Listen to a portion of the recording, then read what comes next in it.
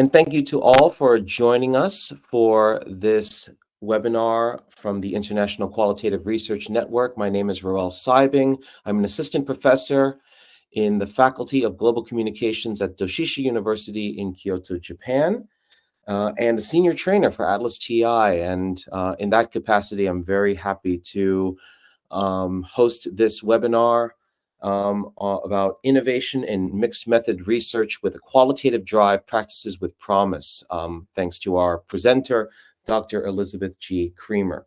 She is Professor Emerita from the Educational Research and Evaluation Program in the School of Education at Virginia Polytechnic Institute and State University. Her educational background spans the humanities and education as she received a Bachelor of Arts degree in English education at Northwestern University, a master's degree in English and reading instruction at Colorado State University, and a doctorate in education from Virginia Tech. She taught English and reading at the high school level from 1972 to 1976. Over the course of her over 35-year career as both an academic and an administrator, she authored 4 books and monographs, 135 journal articles and book chapters, and more than 100 conference presentations and workshops, including many international venues. Creamer is the author of 2 textbooks and a third in progress, an introduction to fully integrated mixed methods research with SAGE in 2018, and Advancing Grounded Theory with Mixed Methods, published in August 2021 by Routledge and Francis N. Taylor. And as you are enjoying this webinar, please feel free to ask any questions through the Q&A button. We'll be happy to field questions at the end of this webinar. We'll try to allot 10 to 15 minutes for everyone's questions and answers. But for now, if we could please give a warm welcome, please, to Dr. Elizabeth G. Creamer. Floor is yours. Thank you. Thank you so much, Roel. It's really a delight to be here. I've talked to the IIQM audience before, and I'm always honored to be invited because you have some globally recognized scholars in mixed methods within Canada and within the fields of nursing. So it's always exciting to talk about some of the things that I think are going on in mixed methods that are cutting edge. So if we go to the second slide, Roel, he's advancing this slide for me. Sure. Let me just say, he mentioned, can you advance that slide? It says my priority is always integration. There you go. I returned to the idea of writing 3 textbooks, not only because I love to write, but to acknowledge that there are different orientations to mixed methods research, most of which, not all of which, people are aware of. So my sort of trajectory reflects a little bit of a shift in priorities, or an explanation of different priorities.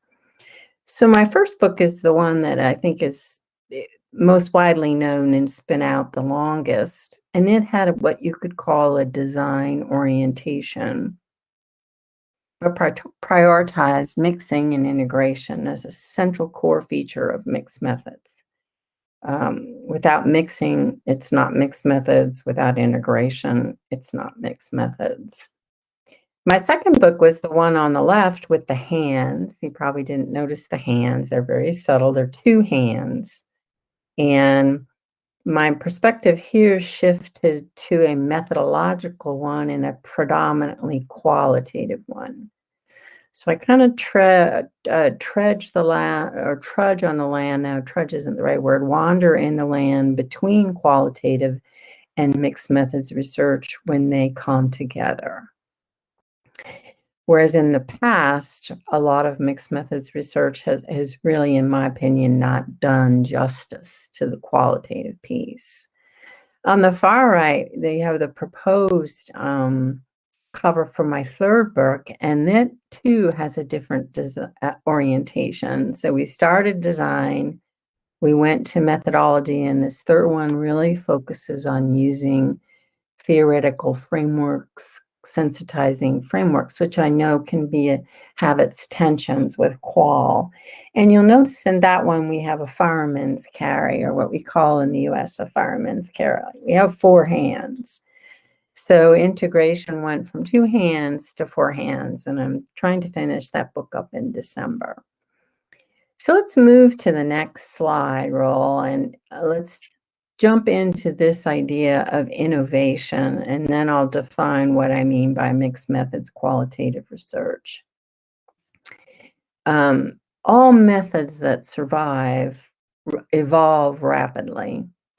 And what I want to talk to you about is innovations primarily that use in mixed methods, primarily that use different elements of visual methods, because that's been my focus.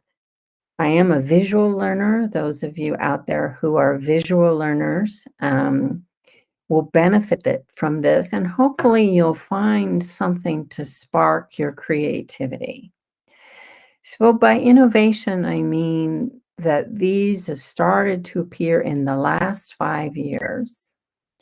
There might be 1 or 2 examples out there that I am aware of, but I am in a position that I know enough about the literature that when I see an example, often it comes from doctoral research, I can recognize its potential, the possibilities it presents. So part of what I present to you today is about possibilities, and possibilities that could be adapted in your research.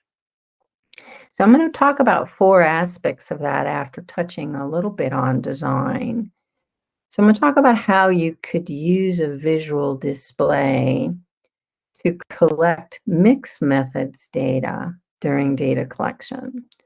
Qual researchers are familiar with the term graphic elicitation, but they may not think of it as a mixed analytical tool. Then I want to talk about case-based analysis and how an integrated memo that integrates qualitative and quantitative data, or a visual that integrates quantitative and qualitative data, can become the basis of analysis. They themselves become data.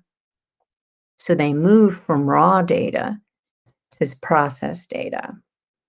I'll touch on blended or mixed themes. Sometimes these are just simply called working hypotheses, but those too can reflect a mixed analytical framework. And finally, I'll illustrate what an integrated theoretical model can look like that incorporates not just qualitative data, but quantitative data as well. So Raul, if we'll move to the next slide, let me talk quickly about what is qualitative. What do I mean by qualitative mixed methods research? And as an aside, I'd love your questions and comments about the term qualitative mixed methods research. I find qualitative oriented mixed methods research too awkward to say, so I'm experimenting with this expression for the title of the book. But let me give you 5 dimensions that distinguish it. So 1, some or all of the data in a mixed method study are analyzed systematically with a qualitative method or methodology. So without that, it's really not even mixed methods, much less mixed methods qualitative research. 2, there is a genuine exploratory or inductive component that is so central to qualitative research. Second, third, the quantitative component is supplementary or secondary. By that, I mean it doesn't play a big role in generating the findings or conclusions. It may be useful during sampling. It may be useful for confirmation, but it's secondary.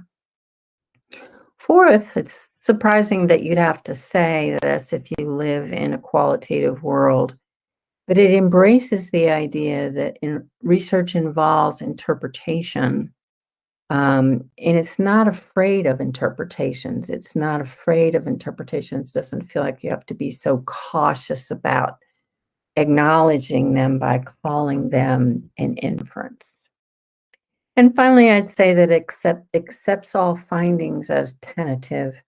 I'd almost say as local, but that may be going a little too far. So other features include that it's possible, but not always, that data analysis and data collection co-occur. Many of the examples I study are complex designs, and the mixed methods comes in after the data are collected. So that's a little bit at odds with some definitions of qualitative research, which specify that data collection and data analysis co-occur. I also want to propose that a mixed method study that has a strong qualitative component can carry several logics through it, not just the inductive logic. So let's jump to the next slide, just as sort of an FYI background for you. So this is not related, well, I guess it is related indirectly to innovation.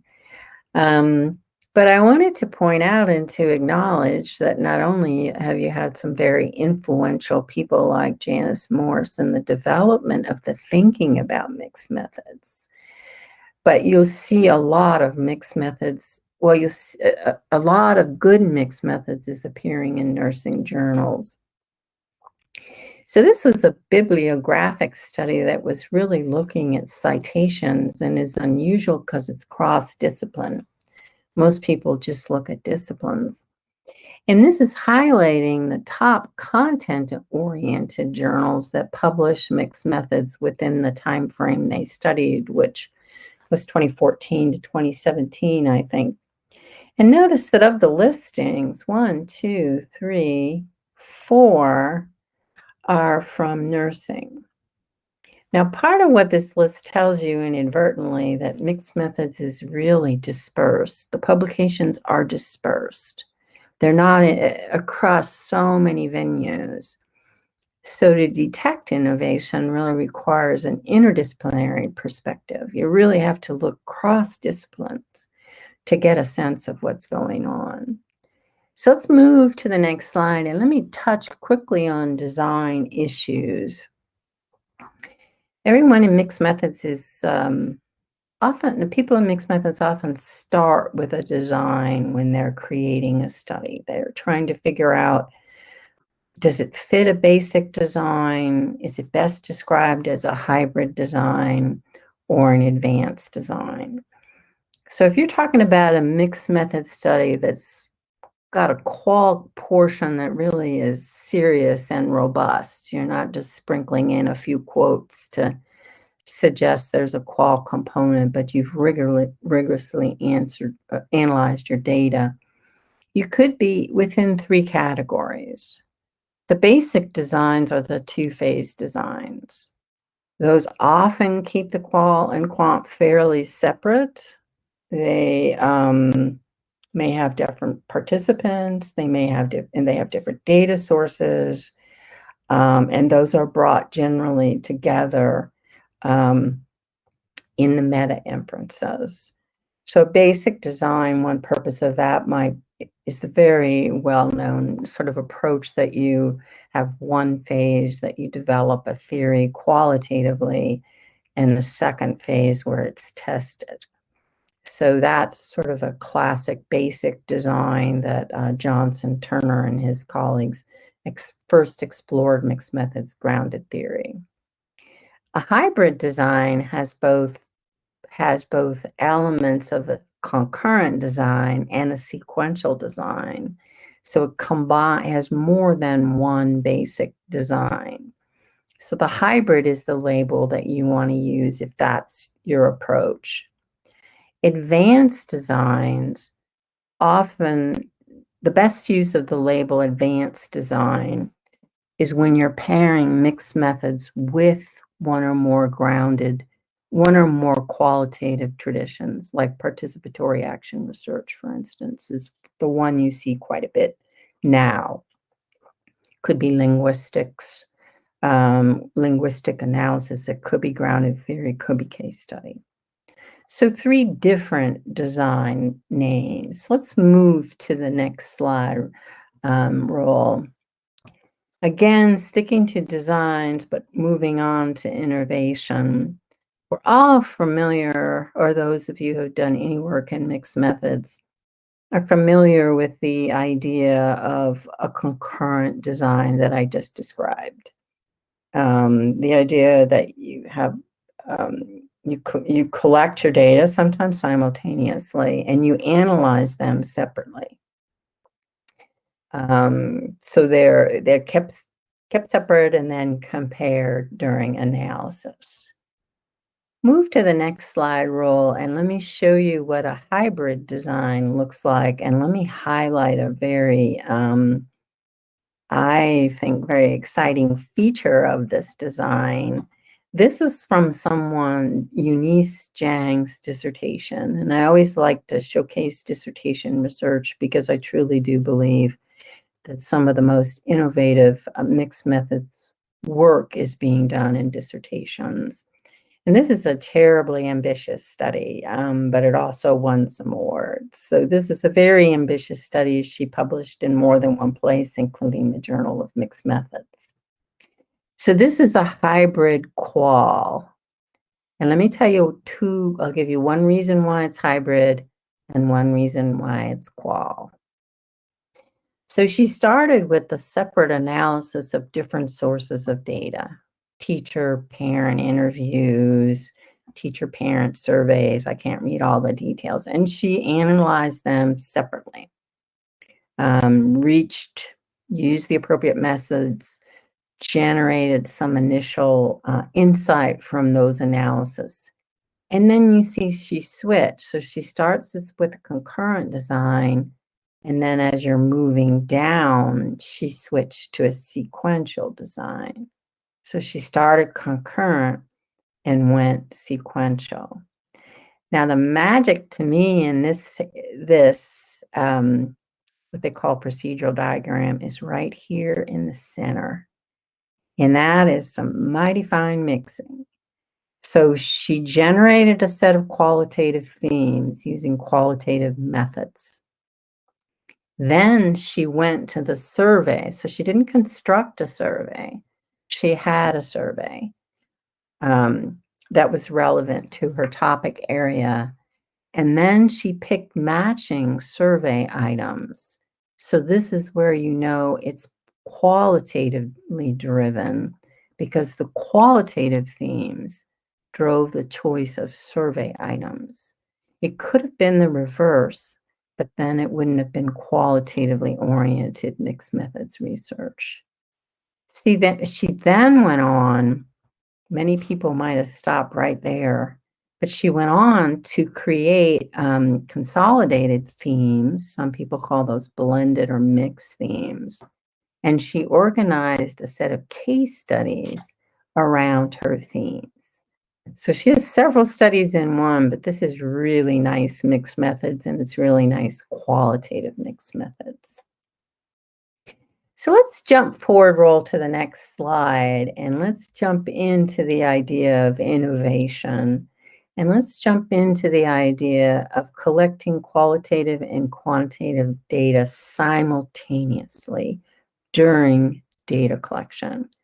So before I explain this particular graphic, which is entirely me constructed, you could another way you can achieve this is, for instance, where you're collecting qual and quant data simultaneously during data collection, is imagine yourself in an interview or even in a focus group, and I have done this myself, where you're sitting across the table or you're in a Zoom conversation with somebody, and you ask them to evaluate or discuss the same construct with a open-ended question and a closed-ended question. So for example, when I was doing this, let's say your first question is, tell me how well you feel like you fit in this environment. I did a lot of research about gender and women in underrepresented women who were underrepresented in disciplines. So how well do you fit in this environment on a 1 to 4 scale? And let's say the participant said to me, well, I would rate myself as a 2. I really am uncomfortable in this setting. And so then the next question is the open-ended question that you might have on a written survey, and that is, tell me what you mean by a 2. Why are you rating it? When you think 2, why did you pick the number 2? So see, it's interactive. You've got their evaluation on a quant scale, and you've got the context they provide for the number they pick. There's a lot of things you could do with this. So here's another example of collecting data simultaneously. So imagine yourself that you have a group of people, and in this study, it's exploring the idea that has been promoted in the natural sciences, that time spent outdoors improves your well-being. And the hypothesis is that, it's the combination of the tactile and the visual and the smell, and that it's really, really good for you. So let's say you're with a group of people and you ask them, they take 2 instruments. So the left one is they evaluate themselves on 2 interests. So the left one is rate your well-being when you're outside. And you might give them a picture as a prompt of being outside. And then also rate yourself on the same 1 to 4 scale of your appreciation for nature. So exploring this relationship between these 2 variables, an independent and a dependent, if you want to sound quantitative and qualitative. And then people can plot themselves in these squares. So you could imagine this could be on many things. This could be, the bottom scale could be recovery from an injury if you're in nursing. This could be recovery from addiction. And a well-being score. So they plot their score. Now, if we go to the next slide, again, we're moving back and forth. So there you go. So we're moving back and forth. And let's imagine that you're with a group.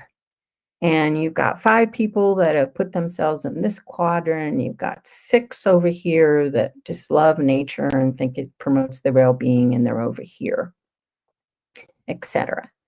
So then you can move the focus group on right into doing analysis as they discuss as say you grouped people to further discussion about what the feelings are for the people in each quadrant. Then each quadrant can become like a case. So imagine that my well-being is great, but I'm not too crazy about nature. And then everyone might sort of like pin the tail of the donkey and say, well, why is that? Well, one person might say it's boring, and another person might say, I can't pay attention or whatever. So you can discuss differences within the quadrant and differences across. But meanwhile, you're engaging both a dimension of quality, the annotations, and dimensions of quantity, their scores on these 2 scales. So you've got quality and quantity, they're engaging them simultaneously. So let's jump on one more slide. And we've already sort of gone over the boundaries between case-based and graphic elicitation. So that last thing was really focusing on data collection. Another way to shift the focus forward is to look at case-based analysis. Now, one of the people whose work I cite a great deal, Pat Baisley from Australia, says that case-based analysis is the most effective way to integrate data. So I'll talk about what a case can be. But the point is, it's not, you combine quantitative and qualitative data in a case. It's not like case study. The case isn't the endpoint. The case is the midpoint. It might be a paragraph or two. It might be an image that you've annotated, that you've got both qual and quant data to consider. So it's not an endpoint. The case becomes the data. This is just so rich. So let's shift to the next slide, and let's consider what the case could be. I think one of the biggest things that the biggest contribution of mixed methods qualitative research is to recommend a multi-dimensional framework where you're not just considering X goes to Y or Y goes to X or what individuals do, but you're thinking about their behavior nested within an environment. A case is a great example. So in your setting, a case, of course, could be an individual as they recover. But that individual, of course, is nested within a family. It's nested within caregivers. It's nested within cultural factors, many factors that influence their behavior. So a case could be a location, a lab, a classroom, a school, an emergency room, a neighborhood, a clinic, for example, a non-for-profit clinic or a community clinic. A case could be a group. It could be a team. It could be a caregiving team. It can be a pair. So it could be, the case could be a mentor and advising. It could be a parent and a child. It could be a nurse and a client, a nurse and a patient. Just analyzing features of that as a whole, as a case, sometimes as it changes over time. Of course, interest in an individual can be a case when you have qualitative and quantitative data about that case. So let's move to the next slide, and I'll give you an example about how you could have, you could combine many things at one time. You can combine visual methods, graphic elicitation, case-based analysis, and visual display, all as a way to integrate data. So this happens to be a study that uses a method that's called timelining. And what you're seeing across the top is points of time. In her case, she was studying a classroom at 1, 2, 3, 4, 5 points of time. And she had the advantage of that each of those 5 points of time, students submitted an assignment that was graded by the same rubric, and the rubric was quantitative. So you see at the middle, this particular student's trajectory. Do you see this person's trajectory?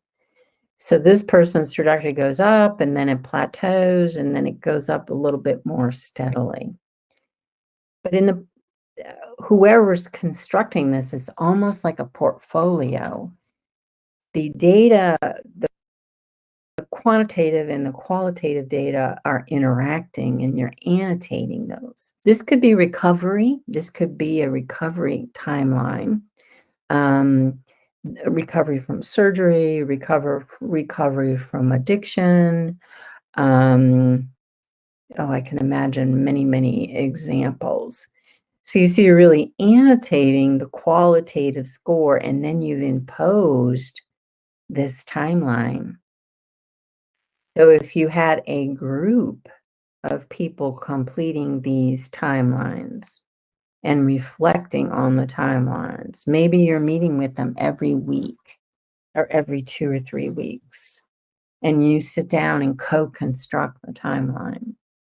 Then you can go on to a case-based analysis that compares people with the same trajectory.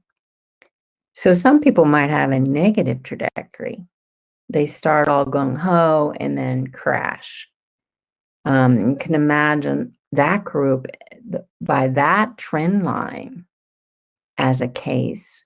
You can imagine a group that has rapid progress and then flat lines, all of those together as a case. So this is complicated, creative work where the insight is coming from when you bring the qualitative and the quantitative together, the friction that comes from bringing them together. So we're not talking about a concurrent design where they're kept separate in their different rooms, but we're talking about situations where those data are you're going back and forth between the two sources of data, sometimes deliberately seeking those contradictions. So let's move on to another hypothetical. No, this is not really entirely hypothetical example. Should I go ahead? It's good. One more? Oh, one more. Okay. Yep. So this is something you can do with a coding scheme that is developed with classic grounded theory methods. So let's say in this particular case, this is observational data. And the pink column is showing you observation at 6 times. Maybe you're observing a playground. Maybe you're observing a common area in a halfway house. And previously have had data that has let you develop a qualitative coding scheme. Now, I call this a coding matrix because it's plotting out over time 1, time 2, time 3, time 4, time 5, time 6, the presence and absence of certain codes. Again, you're engaging quality and quantity, and you've got a time dimension. So some things become more common later, and some things disappear. But you're interested very much in another level of analysis. You could stop here. Here's my coding scheme. Here's support for the strength of these constructs. I'm going to give you some validity data. And I'm going to summarize my codes and how they change, in what's called a coding matrix. But if you go on to the next slide, or also one or two more slides about innovation. So if you go to the next slide, whoops, too far, one back. Too far. This is the... There should be one. Is there one with arrows in it? Oh, I might have lost that one. I lost my arrows. No, let's go back one and let me talk a little bit about. So when you begin, if you don't stop there and use the coding matrix as a source of data, you have the potential, of course, to quantify these variables. So the X is a yes or no sort of variable, suggesting a dichotomous variable. It was present or absent. It could have been an intensity measure. But you're looking not only across this to generate what could be referred to as blended themes, you're looking down as well to see differences in time. So if you color-coded this by session or by observational session, you can begin to notice patterns that are blended themes, working hypothesis about how the presence changed over time, over the observational units, and why they might have changed. So when you get into blended and mixed themes, you're doing interpretation, you're engaging frequency, quality, time, and generating insight from the display about the data. So this is another that's conceived of qualitative, but really has tremendous potential for what I refer to as a mixed analysis. So one more example at the next slide. If we look at an integrative theoretical model, okay, so I think most people are comfortable with the idea that qual can be used to generate theoretical insight. Most people, separate qual and quant. But take a look at this figure, which is entirely manufactured by myself and my limited skills in software. And imagine the topic is school bullying. And I'm not an expert on school bullying, but I think in America anyway, I wish it was not true, but there's enough examples that it is easy to sort of contextualize this. But first of all, if you look at a figure like this, let's say this is appearing in your results or findings section. And this could be referred to as a joint display. And it's a joint display because it includes qualitative and quantitative data. This happens to be a theoretical model that's proposing that there are 4 levels of things you need to consider about bullying. So first, I think we have factors related to the individual, the characteristics of the bully and the bullier. So there's a different foci. There's characteristics of the precipitating event. There are the school conditions. How much training do teachers have? How much money is invested in teachers' training?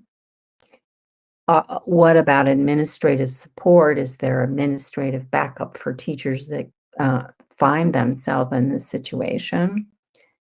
Other research may have suggested that student-teacher ratio may strongly affect it. And then you've got another layer. So this is the multidimensional model looking at a construct from multi-dimensions, which creates tremendous opportunities for both mixed methods and qual. Now consider this as an example of an integrative table. And I've used sort of cumbersome symbol system here. But imagine that the diamond, the yellow, is where you only have qual data. So perhaps from discussions with teachers identifying bullying, you may have identified the characteristic as disrespect for authority from your qualitative analysis. So it's showing some qualitative, some factors or constructs described from the qualitative analysis. Let's say that the money sign symbolizes quantitative data. So you've got money that was invested in teacher training about bullying. You've got teacher-student ratio. Of course, you've got the number of incidents of bullying. You can imagine you've got quantitative data. Perhaps you had a survey and you've got quantitative data about weapons in the home. So here you're bringing together qualitative and quantitative data into I'm going to call it a theoretical framework. People might prefer to call it a multidimensional conceptual framework as an endpoint. So you don't have qual and quant on all constructs, but you have it on some. So the red stars are showing constructs that you have both you can triangulate by having both qualitative and quantitative data. So this is taking research that's designed to create an explanatory framework from qualitative to mixed methods. So it's just enlarging the potential of factors that you can consider not only to confirm, but to generate a framework. So one more slide, and then we can open it up for questions. So there are lots of controversies about mixed methods qualitative research. No, I call it qualitative mixed methods research, not mixed methods qualitative research. So let me touch on a few of those, and they cross the aisle. So they not only come out of the qual side, but they also come out of the quant side. Much has been made in the mixed methods community that mixed methods involves qualitative and quantitative data. That's the bedrock. It's not the bedrock of everyone's definition of mixed methods research, but it's the bedrock of the definitions we're most familiar with. Morrison and Niehaus, back in 2007, when mixed methods was really that was the first decade when, the second decade when mixed methods was kind of alive. I've been saying all along that qual when mixed can be mixed methods. So if you're doing that, you need to cite Morris and Niehaus, because they've argued that for a long time. Baisley would be very comfortable with that. Mainstream people would not be comfortable with that. But as I examined 100 or so examples of visual displays, particularly those that were conceptual models, they not only included qual-quant mixing, they included qual-qual mixing. So there's a lot of qual-qual mixing that's going on, but it's within the context that there's also qual-quant mixing, which is most mainstream definitions. Now, the second controversy, we get mixed methods people in the quantitative arena up in arms. And I'm sorry to say, this is not characteristic of nursing research, but this is characteristic of medical research using experimental designs and trials. So this is the question: can the qual become so trivial that you really shouldn't be calling it mixed methods at all? You may be using the label for other reasons, like the funder likes it or something. But when the qual is so anecdotal, idiosyncratic, that it plays only an ornamental role, it's like you're not making anybody happy. The qual people aren't happy. They're not going to think that's good research. And I have to question whether the mixed methods people would be happy with that as good research. So we're talking about what the reviewers might be saying. So the third one I could identify, although I could certainly identify more examples of this controversy that may preoccupy methodologists, but in practice, people do far more creative things and aren't as worried about some of these things as methodologists are. But the third one kind of comes from another really great nursing educator, if are doing much reading about mixed methods, and that is Marguerite Sandalowski. And she's on the other side of the US. She's in North Carolina. She's a retired faculty member from UNC, Chapel Hill, I believe. I've met her once or twice. And she pretty much says that mixed methods research is qualitative research as long as you accept that mixed methods research and qualitative research is not based on one analytical logic.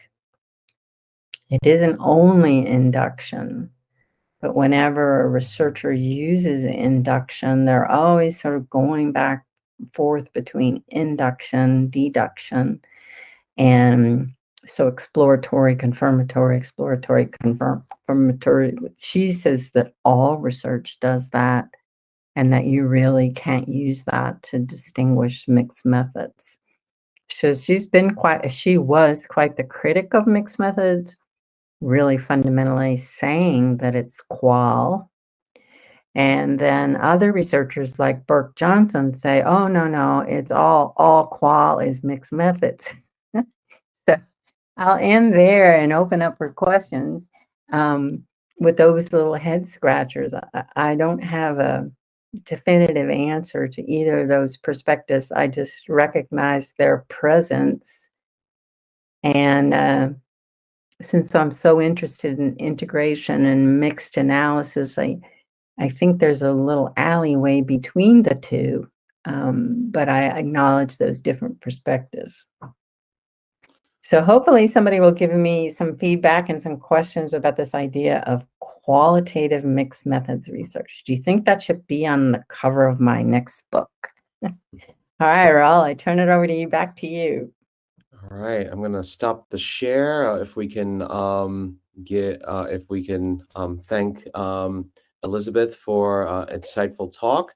I'm going to go ahead and field questions from the audience, and then fill the time with my questions if there aren't if we exhaust them. Please feel free to ask questions in the by clicking on the Q&A button. And then those questions will go to will go to us, and then I will field them to Elizabeth. Great. We'll start with the first one earlier. Let's just going in order. It says, how does a case-based approach manage data from a group that is heterogeneous? This question is from Ann Skalicki. Thank you so much. Oh, what a great question. I can think of an example, but for groups that are heterogeneous, and I think you should assume that most groups are heterogeneous. And I would suggest to you that if you have some way to distinguish that heterogeneity, and sometimes that could be a quantitative indicator, could be a qualitative indicator, that the cross-case comparison, they say you've built your cases, the cross-case comparison, you could group them and then look at the similarities and differences between the groups so that you can first identify the differences, similarities, and then begin to speculate about why those might exist. That may send you back to your data to say, okay, wait a minute, maybe it's because of this. So you may find pieces of data that you didn't know would be so useful that you could consult to see if your explanation for the differences holds up in practice. But that is honestly exactly the way you want to go with case-based analysis. You want to go for the heterogeneity. So that's a really good question. All right. Thank you. And Ann Skalicki has another question. What if you collect parallel qual and quant data and some overlapping constructs don't align? Would you just describe and not interpret? And with apologies for the hypothetical. I would tell you, and this is I joined a colleague of mine and really saying, this is like finding an Easter egg on Easter. I don't know if Canadians do Easter, but this is like the bonus.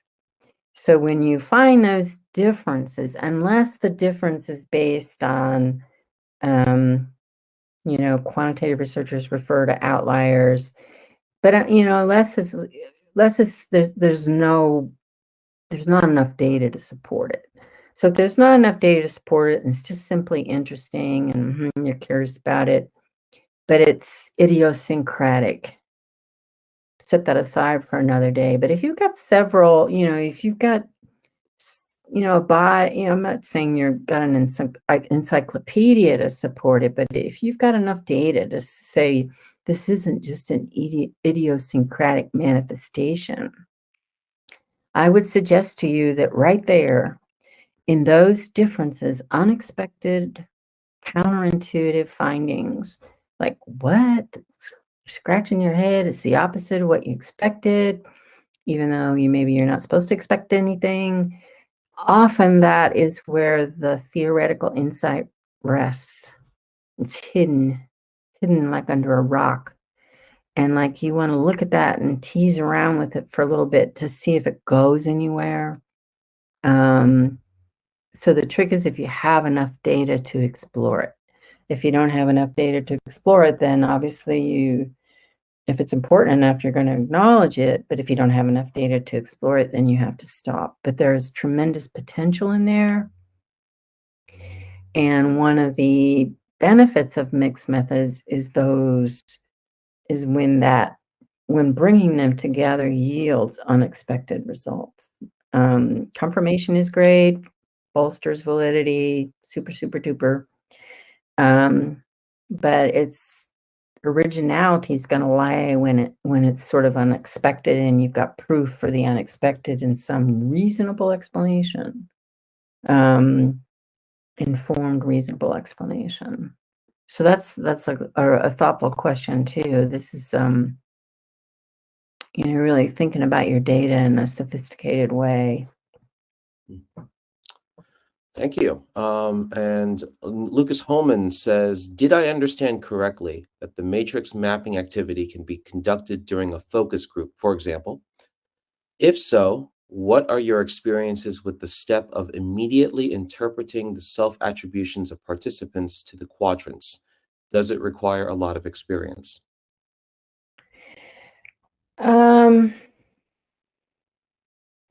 The experience it might require is the knowledge of the subject.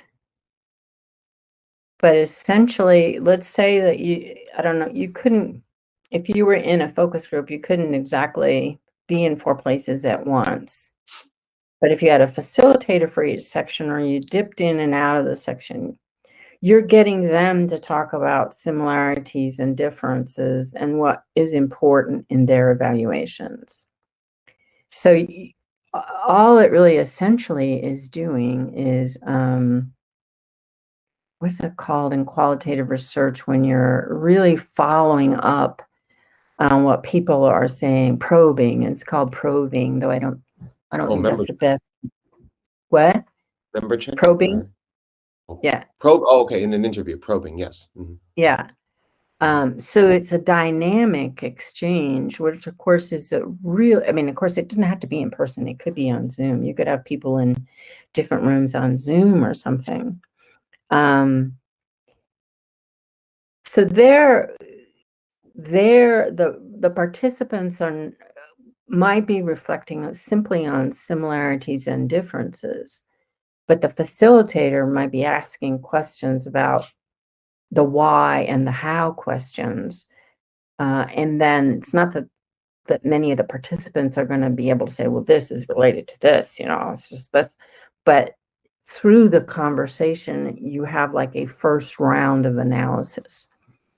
And of course, it would be the same skill that would be required in any interactive, open-ended focus group. People love those kind of sessions where there's authenticness, there's genuineness in the conversation. They're not just going through and answering, rapid fire questions. Yes, no, yes, no, yes, no. They're thinking about, why did I put myself in this quadrant? Well, I like nature sometimes. Sometimes when it's not raining, I like it, So you get them to think about something, hopefully that's interesting to them. Thank you. No use existing. Continuing on, and happy to take additional questions from the audience. Feel free to click on the Q&A button. I have a couple of my own. One thing that I found interesting towards the end about, I guess, debate about what constitutes mixed methods, and qual, does it make it mixed, or is qual anecdotal, or valuable enough to be part of a mixed method study? I guess my question is, what I think, two questions, like, what is the element that makes a study a mixed method study, and then, but I think more importantly, where does this this debate stem from? As in, like, if a researcher has that mandate to say it's a mixed method study, in what way do they benefit from being able to say it's a mixed method study? I'll give you an answer to the latter part, and then I'll go back a little bit. So what's the benefit of calling it a mixed method study? Mm, I'm going to tell you the first benefit of calling it a mixed method study, despite resistance in some publication venues, is you're increasing your likelihood of being cited. So mixed method studies are cited significantly more than what they call mono method studies. Now, I don't particularly care for that term mono method. mhm, The explanation for that, I think, is that people are interested in the methods, and so the audience is more cross-disciplinary, whereas you're passionate about your topic, um, the relationship between well-being and being in the forest. But there's someone else out there that's just fascinated with mixed methods. So people type in mixed methods. So by being able to type in mixed methods, you're upping your likelihood of being cited. The second reason I'd give you is also a very practical one, that there are funders, namely the National Institute of Health, and increasingly other external funders that insist that research be mixed methods. And that, of course, has fueled the National Institute of Health, probably single-handedly has fueled a tremendous amount of mixed methods research. And I think why you see so much of it appearing in medical journals. Um, the the definite the what the defin let me say it another way. When you get to the question of does it have to be qualitative and quantitative, you get back to the definition of mixed methods research, and that people do not agree on its definition. So you may be reading someone like Creswell and Plano Clark, and you're like, I got it. It's qual and quant. The end of paragraph. That's it. But you read Morrison Niehaus, also well established in nursing. Qual's good.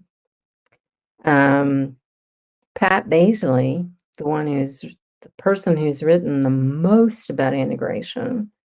I've written a lot about integration, but she was in the field 20 years before I was in the field.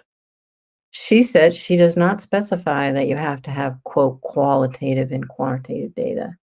It's just that you bring them together regardless of you collect data from different sources, you analyze them differently. And by engaging them, you're going to generate new sight, regardless of whether you call that data qual or quant. So Pat Baisley, Janice Morse, qual is mixed methods. Creswell Plano Clark, not so much. I'm somewhere in between. I don't know where I am. Well, I mean, yeah, I mean, but I think of it as, from a post-structural view that, well, no, I come from, well, I don't know, but let me backtrack. I come from a very descriptivist social justice program from UMass Amherst, and where the advisor tells us, "Hey, don't worry about the sites, don't worry about don't worry about impact factor or the reach of the audience as long or you should worry about the reach of the audience." So in that case, concerns about, oh, can you call this mixed methods or can you call this purely qual? Those are secondary to the discussion that is generated in terms of the theoretical development. So I find That's that good. I Yeah. find it fascinating. Yeah, just saying the word post-structurals would tell me where you would come down on that issue. See, it's underneath it, it's a paradigm issue. It's a paradigm issue. Yeah. In practice, and there's really many noted people that have said this, in practice, most people are trying to do what works. They're trying to collect good data. They're trying to collect authentic data. They're trying not to abuse their participants. If they're promoting social justice, they're not all tied up about whether it's qual and quant and all that. So in practice, many of the distinctions that are made in the literature are methodologist and not, like I said, it's methodologist arguing with methodologist about one or two word differences. I mean, they matter in terms of, does the research audience accept the findings, and the way to accept the findings is, they look at the Yes, methodology to see if it's sound. yes, Um, yes, that's good. but yeah, but And is it's not. there, that's right. And if you can find a place for it to be communicated, so that's another place where the language is important. So Right. in some social justice research, you're just trying to impact, not just, your goal is to impact practice. Once you get into the publishing arena, then the language and terminology becomes important too. Exactly. But it's often a post hoc thing. It's like after I finish my research, what's the best way to describe it? What's the best way to describe it? Mm-hmm. I may have thought it was going to be mixed methods, but maybe it's so what I plan and what happens isn't necessarily the same thing. Yeah. Yes, Absolutely. I love the post-structural stuff. I would love to continue this discussion, because I love the philosophical dimensions of the research part of it. And Yeah. but it is we are at the top of the next hour, so we will respect the time of the time that the attendees took, and thank Dr. Creamer one more time for her Thank efforts you, and Ross. her willingness to come on to IQRN and discuss mixed methods with us. A reminder that we have webinars coming up this month and next month. Please feel free to look at the IQRN website and the ATLAS.ti website for the schedule of all of our webinars. All IQRN webinars are free to sign up, so please feel free to join us. And I've got yeah, some clapping hands floating yes, up in the chat box. That's really cool. Let me say too that my email is on the first slide. If something comes to mind and you'd like to email me, please feel free. Actually, I'm very stimulated by these questions. And when people send me questions, it helps me even in my own writing, because often makes me think of something I hadn't thought of, or a different way of phrasing something. So feel free to send me an email if it would be helpful to you. So thank you so much, Roel. I really enjoyed it. Oh, it's pleasure's mine, Elizabeth, and for all of us with IQRN and ATLAS.ti, thank you so much for joining, and we will see you at the next webinar. Everyone, take care. All right. Bye-bye.